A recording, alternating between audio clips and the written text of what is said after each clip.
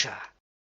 Then Alan, Michael and Kieran, who were invited by A to Biz to attend the 2014 Bizlink Awards in Hawera. So tonight, all I'm going to do is share a little bit of my life.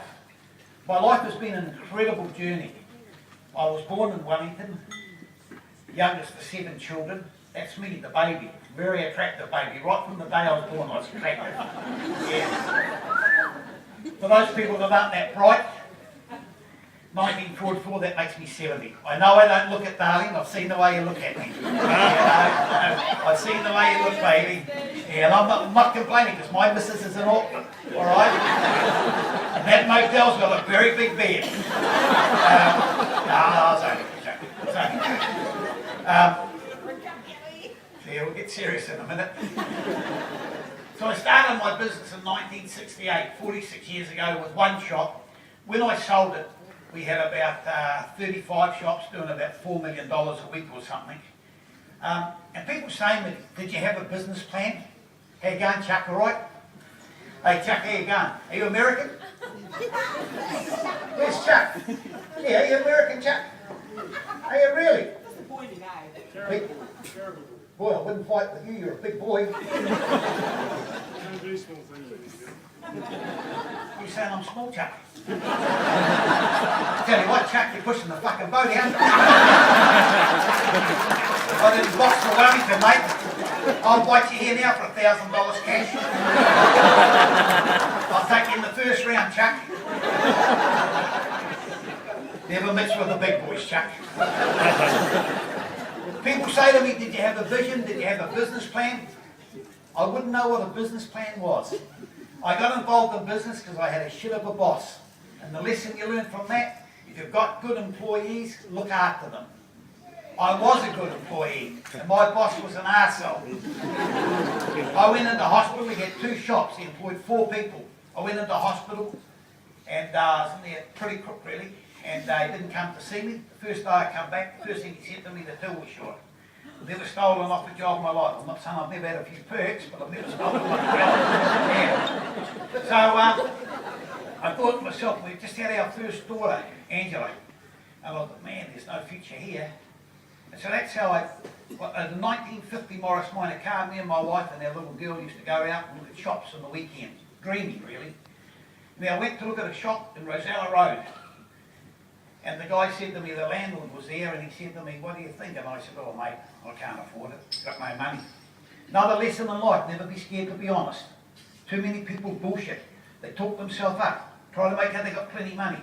You don't go and look at butcher shops in the Neville Nevers if you've got plenty of money, let me tell you. And he said to me, can I have your phone number? And to be fair, that put the shits up me, because the only people ever wanted my phone number were the coppers. So I sort of rushed back to the car, my wife said, don't be silly, give them the phone number.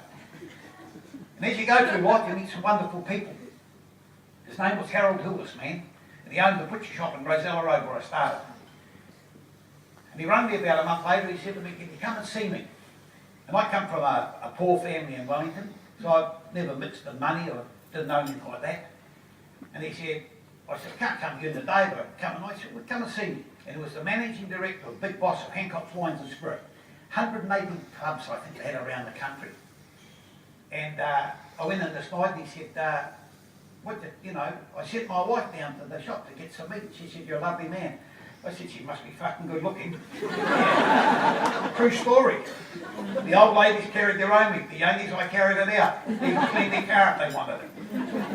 He said, well, if I finance you into the business, would you take it? And I looked at him.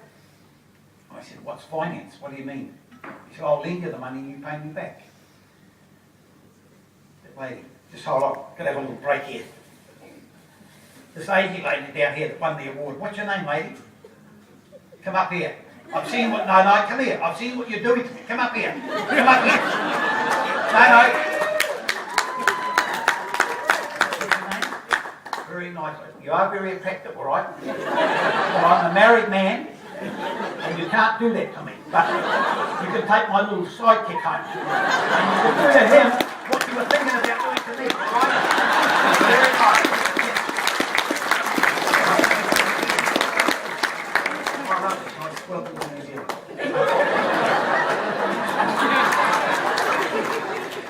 to be fair, it's hard to concentrate when these beautiful girls are smiling. You know, I'm only human.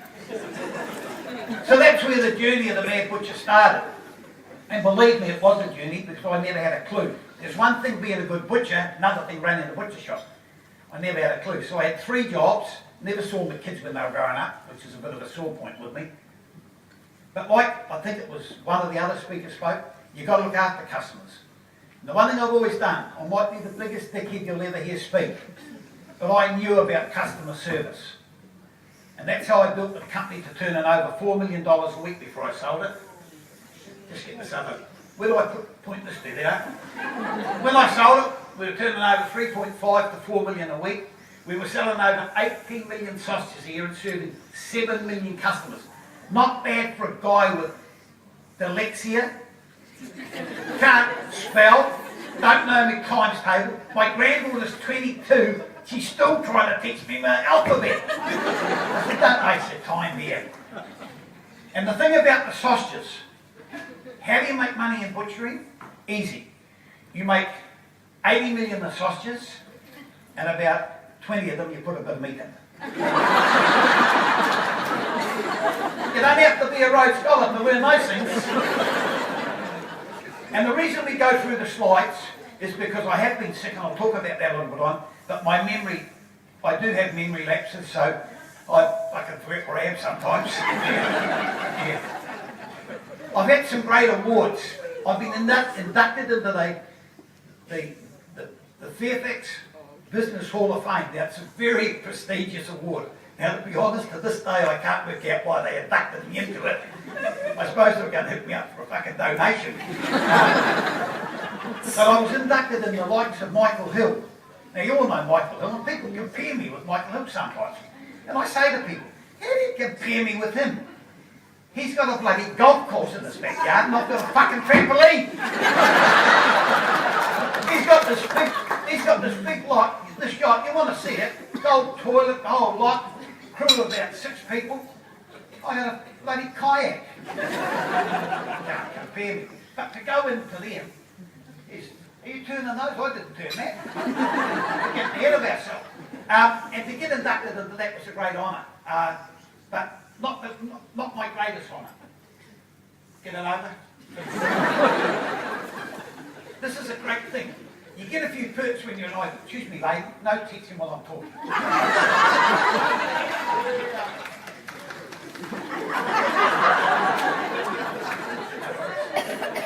Is your husband with you tonight? No, he's not. Okay. I'm Peter to you. I get this knighthood, you see. Now, when I was at school, no one wanted to know me because I was in the lowest class. I was the dumbest of the dumbest. And I'm not joking, I'm being honest. There was a guy called me and Murray Gifford, and we used to have a little competition. It was going to be the worst. I used to win most times. They ring me this day. Oh, Sir Peter. Yes. Oh, it's Mary Smith here from Wellington Tech. Oh, hello, Mary, how are you? I'm very good. Sir Peter, we were wondering if we could put you in our Hall of Fame. I said, hold on, Mary, he didn't want to fucking name me when I was at school. And as my granddaughter was studying down there, I thought it'd be really good because I could go down there and see her at Big Nose and take her over with the mates, which I did a few times because, you know, I'm a little bit modest at times, other times I've got to get up my arse. And yeah. Next one, mate. It's been well documented, my health, and the only reason I talk about my health is I don't want sympathy. I'm quite happy to I've got a great wife, great family to look after me. Yeah, they are. You're out. The guilty conscience got it. Normally kicks in the next day. No, I don't joke.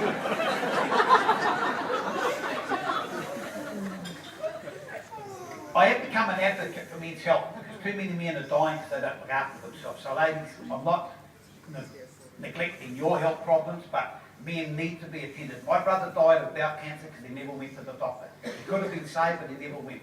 So it's very important, men. This month is Blue September. And can I say, madam, you've won the prize for the Blue September. Come on. Yeah. Yeah.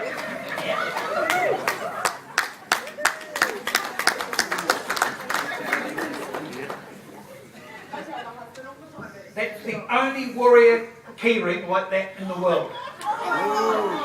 Seriously, it is a one-off I have made specially. I'm going to get to you.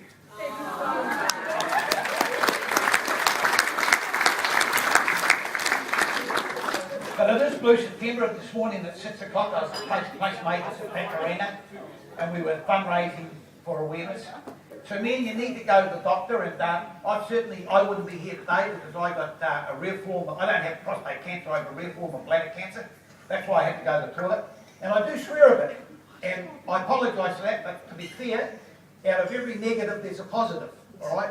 Well, the negative, I've got the bladder cancer, and the positive, I just seem to swear all the fucking time. And if anyone's having a go at me for swearing, I've got cancer, all right? I've got bladder cancer. You're simply the